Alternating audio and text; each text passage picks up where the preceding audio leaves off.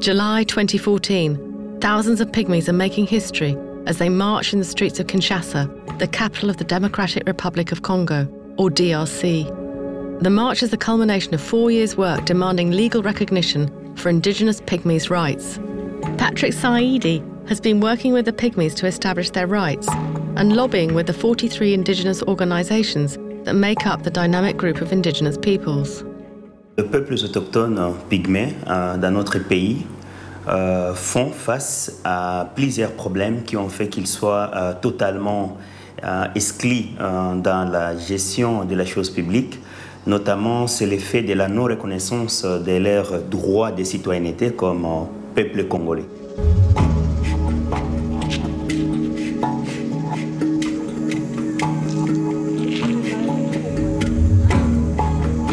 On devrait se battre pour la reconnaissance juridique des peuples autochtones pygmées, c'est-à-dire comment arriver à définir ces statuts dans notre pays. Parce qu'au départ, ce n'était pas facile de reconnaître le pygmée comme autochtone selon les instruments juridiques internationaux.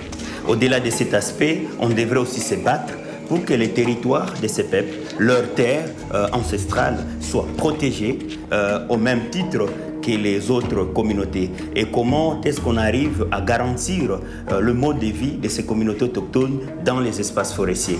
Consultations were key to the way the Dynamic Group of Indigenous Peoples, or DGPA, mobilised the pygmies and helped their fight for access to the forests. L'histoire dit que la terre et les peuples autochtones, ce sont les premiers habitants. Et aujourd'hui, ces communautés n'ont l'accès à la forêt est limité.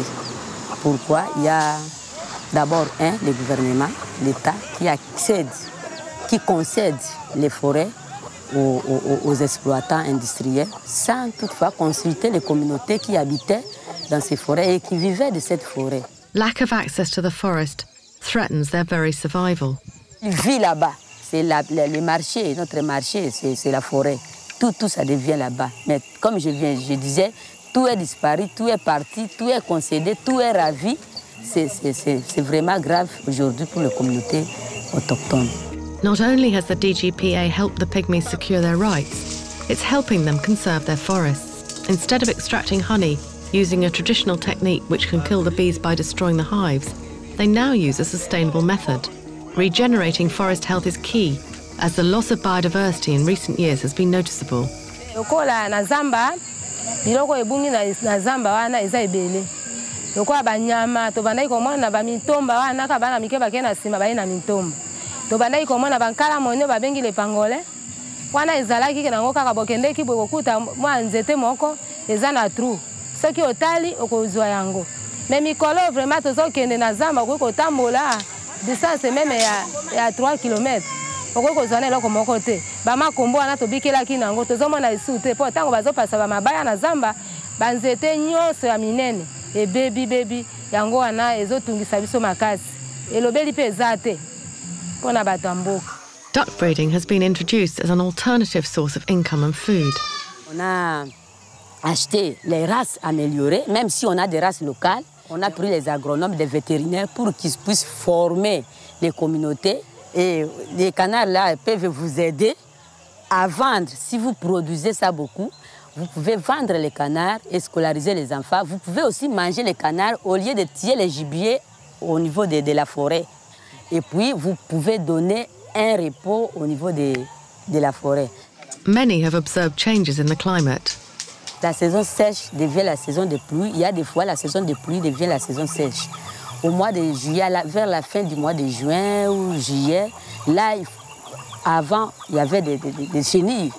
Vous pouvez venir dans un village comme ça et vous ne trouverez jamais aucun PA. Ils sont déjà en forêt pour chercher des chenilles, pour faire les écopages, c'est-à-dire la pêche des barrages pour attraper des poissons. Mais aujourd'hui, tout ça change.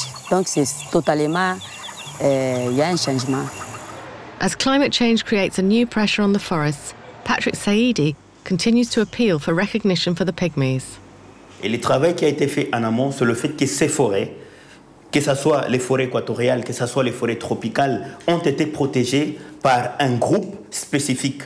Et ces groupes spécifiques, au niveau international, on les appelle les autochtones. Mais ici, en République démocratique du Congo, on les appelle le pygmée. Même la discrimination des peuples autochtones pygmées aussi provient du fait de leur mode de vie. Parce qu'il y a des gens qui considèrent les pygmées comme des animaux, le fait qu'ils vivent en communion avec la nature. Or que notre travail, c'est de démontrer qu'ils ne sont pas des animaux. C'est leur mode de vie, c'est leur perception, comment faire accepter cela aux autres et que ça soit pris en considération non seulement au niveau local, non seulement au niveau des coutumes, mais aussi au niveau législatif.